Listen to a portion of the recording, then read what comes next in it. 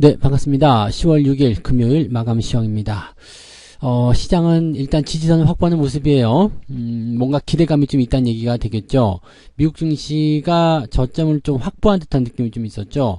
뭐 고용지표라든지 이런 것들이 이제 발표가 되겠지만은, 일단 실업률 같은 경우는 크게 변화는 없는 상태이긴 한데, 더 나빠지지 않는다라면 증시가 올라갈 수 있다. 뭐 이런 기대감일 것 같아요. 그리고 워낙 많이 빠졌잖아요. 반발 매수라든지 이런 것도 좀 있었을 것 같고, 오늘 아침에 보니까 반대 매매도 제법 나왔었던 것 같아요. 그래서 그런 부분들 종합적으로 볼 때 더 빠질 자리는 아닌 것 같다. 뭐 이런 기대감이 있었던 것 같습니다. 자, 그런데 대형주를 가지고서 시장을 올리려는 시도는 아닌 것 같고요. 주가가 좀 많이 흔들렸었던 중소형주 쪽에 강한 반등세가 좀 나타났고요. 그러다 보니까 코스닥 쪽으로만 매수가 좀 집중되는 모습이 좀 있었습니다. 대형주들은 상대적으로 한 발짝 물러서서 관망세로 진행되었다. 이렇게 판단해 볼 수 있겠네요. 차트 보면서 알아보도록 하죠. 자, 종합주가지수 먼저 보도록 합니다. 자, 종합주가지수 보시면은 지금 다지 형태 캔들이죠. 2408포인트. 어제보다 조금 오르긴 했습니다. 0.2% 올랐는데요. 2408포인트. 그리고 다지 형태. 그 다음에 올라가다가 윗거리 좀 길어요. 뭐, 긴 거는 뭐 큰 문제는 되지 않는데, 더 밀리진 않았다는 얘기죠. 내려갈지 올라갈지 잘 모르겠다. 일단 지켜보자. 이게 아마 대형주의 마음이 아니었을까 생각하기도 하고요.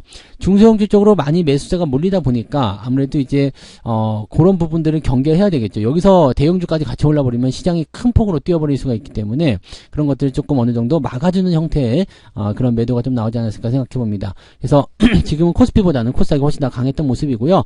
장중에 계속적으로 좀 흔들리는 모습이 좀 있었어요. 고점이 계속 낮아지는 형태로 진행됐었거든요.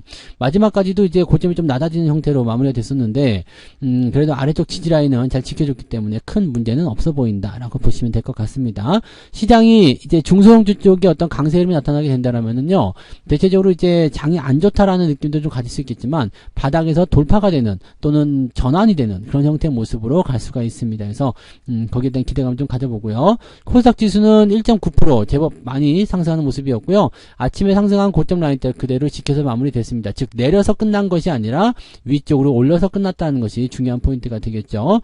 자, 일봉 상태를 보게 되시면 양봉이 제법 크게 발생했습니다. 그래서 추가적인 양봉이 하나만 더 발생된다면 단기적 반등을 세게 보여줄 수 있는 상황이 좀 됩니다. 자, 지금 과매도 시점에서 반등이 나가는 포인트라서 이번에 반등 치고 나가면 다음 주 초중반, 네, 다음 주는 또 연휴잖아요. 그래서 화요일부터 장이 시작하는데 특별하게 이슈가 나오지 않았다라면 아마 만기일 통과하면서 다음 주 내내 그리고 그 다음 주에 연결되는 시점까지도 상승 흐름을 이어갈 수가 있습니다. 그래서 좋은 분위기 속에서 네, 일단은 상승 패턴들을 만들어낼 수 있기 때문에 거기에 대한 기대감이 좀 생기지 않을까 판단됩니다. 그런 부분들을 좀 알아보시면 될 것 같고요. 양시장이 모두 일단은 네, 상승 포인트를 만들어냈기 때문에 네, 조금은 이제 마음이 좀 누그러지지 않았을까 생각해 봅니다. 자, 수급 동향을 살펴보시면은요. 자, 코스닥 쪽에서는 지금 외국인 1,800억 순매수, 기관 쪽 589억 순매수 들어와 있습니다. 그러니까 실제적으로는 이제 코스닥 중소형주 쪽으로 많이들 몰렸다라고 보시면 되겠죠. 매수세가 들어왔고요. 상대적으로 거래소 쪽에서는 매도가 계속 진행됐어요. 그래서 3,200억 정도 달하는 순매도 양상이 나타났고, 금융투자가 2,000억 정도 매수해줬는데도 외국인들 매도가 워낙 많다 보니까 커버가 다 안 되는 모습이었다 보시면 되겠습니다. 하지만 네, 어느 정도 수준에서의 그 지지점은 만들어졌기 때문에 지수가 크게 밀리는 모습은 아니었다 보시면 되겠죠. 네, 그래서 수급은 일단은 전체적으로 크게 관여하지 않고 관망세를 유지했다. 그 다음에 중소형주 쪽으로 많이 움직였다. 코스닥 쪽으로 많이 갔다. 이런 식으로 보시면 되겠습니다. 시총 상위 종목들 살펴보도록 하죠. 자, 거래소 쪽은 일단 뭐 예상했던 것처럼 별 볼 일이 없습니다. 자동차 쪽이 좀 많이 올랐죠. 기아가 2%대 올랐고요. 현대차가 0.89 상승 흐름을 보여주고 있습니다. 자, 이쯤 되면은 기아보다는 현대가 더 나아 보일 수도 있는데 기아가 배당률이 훨씬 높아요. 그래서 이런 부분들 살펴보실 필요가 있겠고요. 삼성 SDI나 LG화학 이런 것들은 계속적으로 좀 안 좋은 흐름입니다. 그래서 이렇게 배터리 쪽에서는 부담감이 있다 보시면 되겠고요. 오늘 특징적인 것 중에 하나는 은행주들이 많이 올랐다는 거죠. 네, 배당력 때문에 떨어졌던 부분이었는데 요거 다시 끌어올리는 모습, 4분기 배당을 또 기대해 볼 수 있는 내용이 아닐까 생각되고요. 3분기 어닝 시즌에서도 은행주들 실적 나쁘지 않을 거 예상되거든요. 그러니까 4분기에 나타나는 배당 기대감이 훨씬 더 크지 않을까 생각해보는 부분이 좀 되겠습니다. 자, 그 다음에 뒤쪽 넘어가더라도 은행주 쪽의 움직임들이 굉장히 좋은 모습이었고요. 조금 많이 올랐다 싶은 것들은 대체적으로 은행주, 보험주 뭐 이런 쪽, 네, 배당 관련한 종목군들이 많이 움직였습니다. 참고하시면 될 것 같고요. 특별하게 많이 빠지거나 그런 건 없지만 크게 올라간 종목도 없었다는 것이 코스피 시장의 어떤 특징이라고 보시면 되겠습니다. 자, 코스닥도 넘어가시면은요. 네, 에코프로비엠은 0.86입니다. 아까 마이너스까지 떨어졌었는데 그래도 뭐 다시 올려놔서 다행이긴 합니다. 하지만 추세는 여전히 우하향 패턴 그대로 그려내고 있는 모습이고요.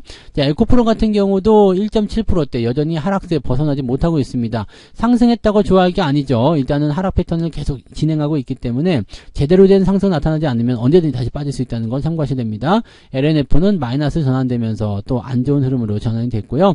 포스코 DX는 그래도 3.8% 올라서면서 5만원대 회복을 다시 해주는 모습이 나타났습니다. 뭐 그런 정도. 그 다음에 중소형주들 움직임들이 뒤로 가면서 조금 이제 튀어 올라간 종목들이 좀 있죠. 뭐 이렇게 5%대 넘어가는 종목들, 6%대 넘어가는 종목들이 하나씩 나타나면서 어느 정도 힘을 좀 보태줬다 보시면 되고요. 대체적으로 뿔고죽죽한 종목들이 많아요. 오늘 동아기업 11% 올랐죠. 신성델타가 6%대 상승. 그러니까 이 코스닥 쪽에 매수가 들어오다 보니까 아무래도 이렇게 뭔가 상승에 대한 어떤 기대치가 높은 종목들, 특히 뭐 테마주나 이런 것들 위주로 움직임이 좀 나타났다고 보시면 되겠습니다.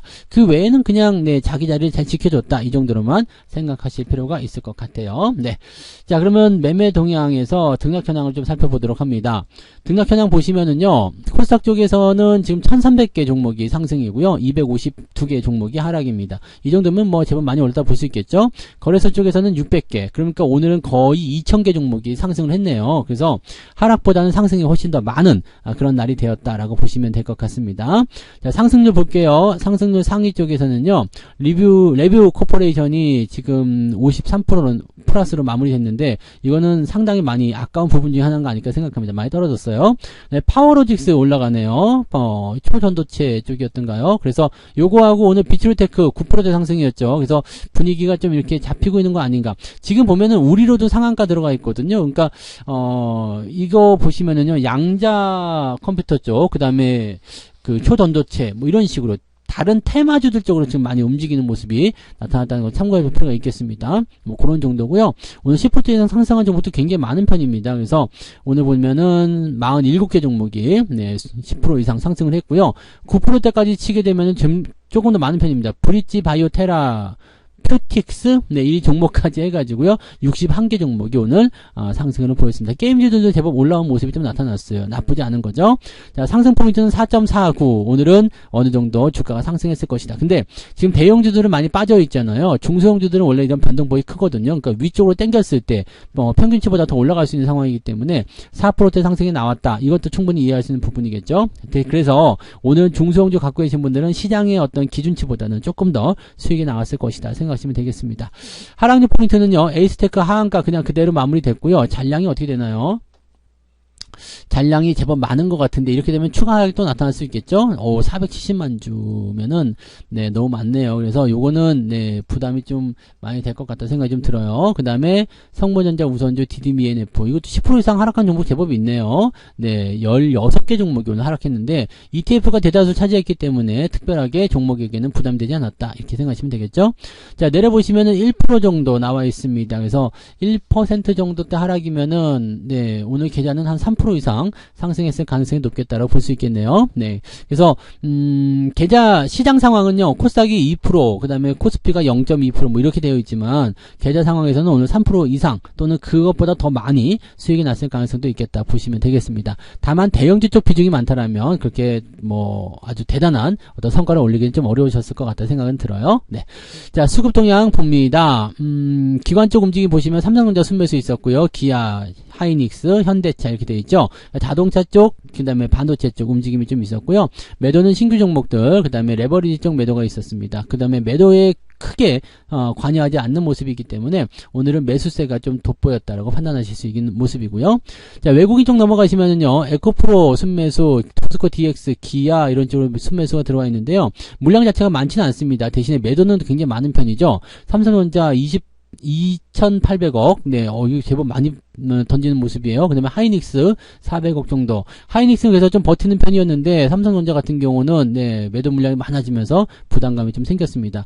그리고 역시 네, SK이노베이션이나 SDI, LG에너지솔루션, LG화학 이런 쪽으로 진행이 됐고요.